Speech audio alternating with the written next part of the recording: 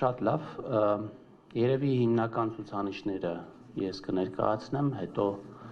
հարց ու պատասխանի ձևաչափով ավելի ձեզ հետաքրքրող հարցերին պատասխանեմ։ Նախ թույլ տվեք ասել, որ պետական պարտքը մարտի 31-ի դրությամբ կազմում է 5 տրիլիոն 318 միլիարդ դրամ, ինչը նախորդ տարվա դեկտեմբերի 31-ի դրությամբ ավելացել է 4.4%-ով և Ամերիկայի Միացյալ Նահանգների դոլարով արտահայտված նույն ժամանակահատվածում աճել է 5.8%-ով։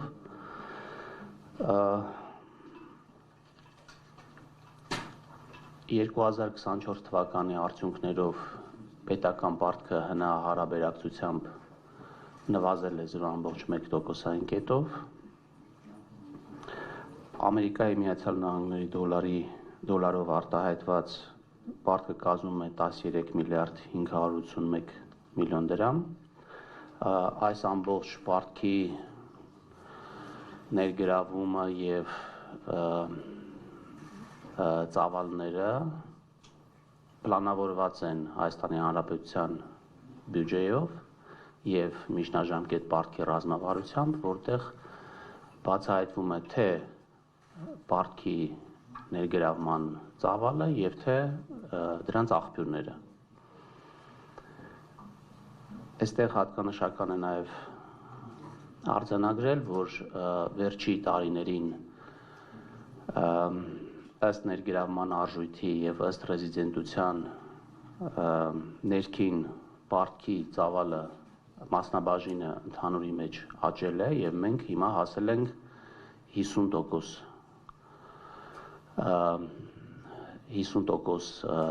մակարդակին, ինչը բավականին դրական ցուցանիշ է և նույնիսկ վերջի շրջանում մեր տիպի երկրների գործընկերների հետ շփվելուց, երբ որ խոսում էինք պարտքի մասին և մեր ներքին շուկայի մեծության մասին, ապա գործընկերները խնդրում էին, որպեսզի մենք մեր փորձով կիսվենք և ցույց տանք, թե ինչպես ենք մենք կարողացել ներքին պարտքը այդքանով ավելացնել, որովհետև մեր նման երկրներում այդ ծավալը կազմում է ներքին պարտքը կազմում է 20-30%, մեր մոտ էլ էր նույն մակարդակը, վերջի շրջանում իհարկե վերջի տարիներին մենք կարողացել ենք այս մասնաբաժինը մեծացնել, որը իհարկե մեզ որոշակիորեն մեղմացնում է արտարժութային ռիսկերից։ Եվ երևի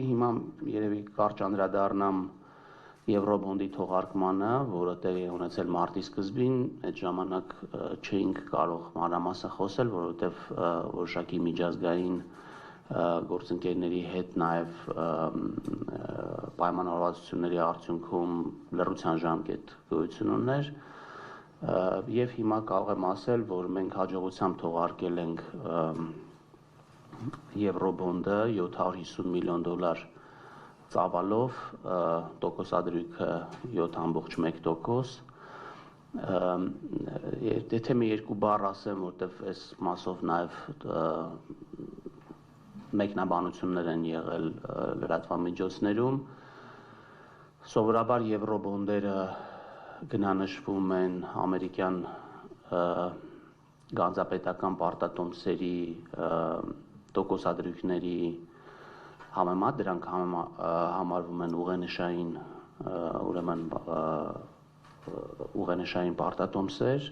և ուրախ ենք, որ սպրեդը, որը մենք ունեցել ենք, որը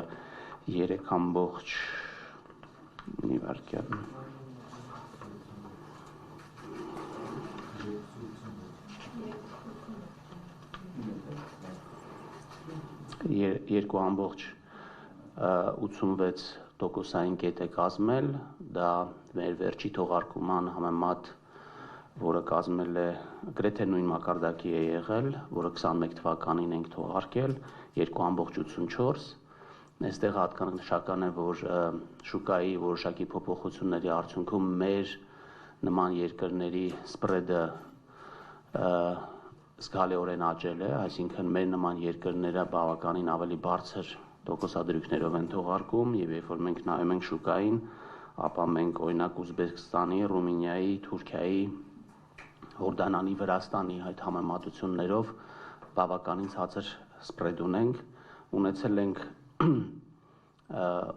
ենք բավականին մեծ պահանջարկ, որը գրեթե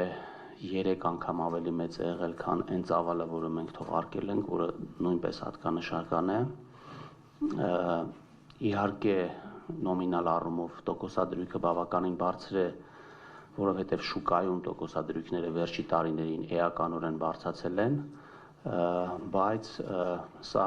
նաև ցույց է տալիս Հայաստանի Հանրապետության միջազգային հեղինակությունը եւ հետաքրքրությունը միջազգային ներդրումային ընկերությունների կողմից։ Ներդրումների աշխարհագրությունը եղել է հիմնականում Մեծ Բրիտանիայից եւ Ամերիկայի Միացյալ Նահանգներից եւ